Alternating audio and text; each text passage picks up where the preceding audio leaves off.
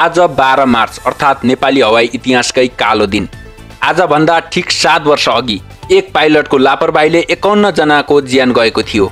12 March 2018 को दिन नेपालको त्रिभुवन अन्तर्राष्ट्रिय विमानस्थलमा एक दर्दनाक विमान दुर्घटना भएको थियो।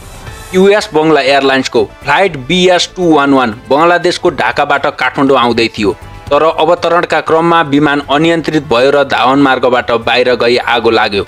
यो विमानमा 71 जना सवार थिए। 71 मध्ये 51 जनाले ज्यान गुमाए भने 20 जना घाइते भए। मृत्यु हुनेहरूमा 22 जना नेपाली, 26 जना बङ्गलादेशका, 1 जना चिनिया र 1 जना मालदिप्सका नागरिक थिए। विमानमा रहेका अधिकांश नेपाली यात्रु जो विद्यार्थी थिए, उनीहरू बङ्गलादेशमा मेडिकल अध्ययन गरी नेपाल फर्किरहेका थिए। पछि अनुसन्धानबाट थाहा भयो कि पाइलट मानसिक रूपमा तनावमा थिए। उडानका क्रममा उनले एयर ट्राफिक कन्ट्रोलसँग भ्रमित संवाद गरेका थिए, जसका कारण विमान गलत दिशामा अवतरण भयो।